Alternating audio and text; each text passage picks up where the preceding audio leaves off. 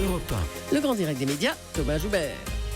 Et tout de suite, notre info média du jour. On va maintenant tout vous dire sur le dispositif de la primaire de la gauche qui s'organise. Les 7 candidats à l'investiture socialiste connaissent désormais le calendrier de leur confrontation télévisée. Jérôme Ivanichenko, bonjour. Bonjour Thomas. Et le premier rendez-vous est donc fixé au jeudi 12 janvier prochain. Oui, TF1 a officialisé hier la tenue de ce premier débat en apportant des précisions sur le dispositif mis en place.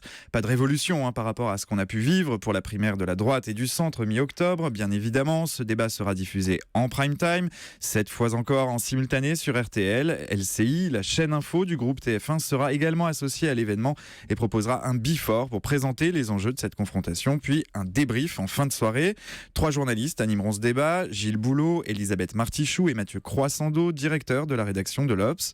Face à eux, les 7 personnalités en lice pour cette primaire ouverte de la Belle Alliance Populaire. C'est le nom du processus de désignation du candidat de gauche à la présidentielle.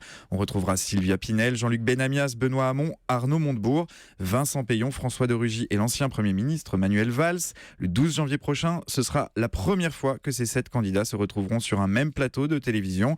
Un premier rendez-vous crucial qui permettra aux téléspectateurs de se faire une première idée dans une confrontation qui reste pour l'heure très indécise. Alors, un premier rendez-vous qui va forcément en appeler d'autres. Oui, puisque 3 autres débats sont d'ores et déjà prévus.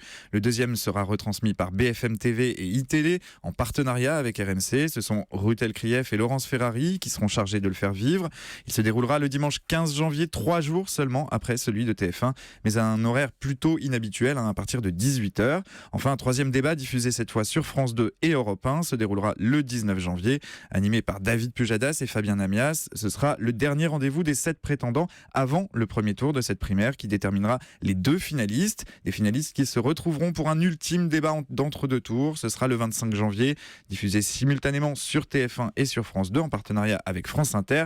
Un ultime rendez-vous décisif qui pèsera de tout son poids pour la désignation du candidat qui représentera les gauches et les écologistes. Le deuxième tour de cette primaire se déroulera 4 jours après, le 29 janvier. Voilà, vous avez donc noté le rendez-vous en partenariat avec Europe 1 sera le débat décisif. Le troisième, animé par David Pujadas, et bien Fabien Namias, le 19 janvier. Alors tout ce dispositif, Jérôme, il n'est pas sans rappeler celui mis en place pour la primaire de la droite et du centre. Oui, à ceci près que les confrontations télévisées entre les candidats seront beaucoup plus resserrées dans le temps.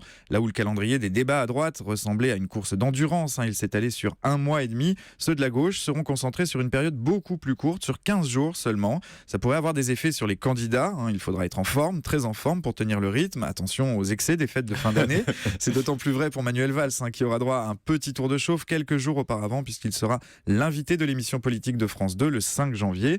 Ce calendrier très resserré pourrait aussi avoir des effets sur l'intérêt des Français. Les téléspectateurs se sont intéressés à la primaire de droite et du centre. 5 600 000 téléspectateurs pour le premier débat sur TF1, près de 3 millions 3 semaines plus tard pour celui des chaînes info, plus de 5 millions pour le troisième et enfin un entre-deux tours suivi par 8 millions et demi de téléspectateurs. Des scores excellents, mais ce calendrier beaucoup plus dense pourrait provoquer une forme de saturation chez les téléspectateurs. Réponse fin janvier. Oui, puisque les 3 débats auront lieu dans l'espace d'une semaine seulement à partir de la mi-janvier. Merci beaucoup, Jérôme Ivanichenko.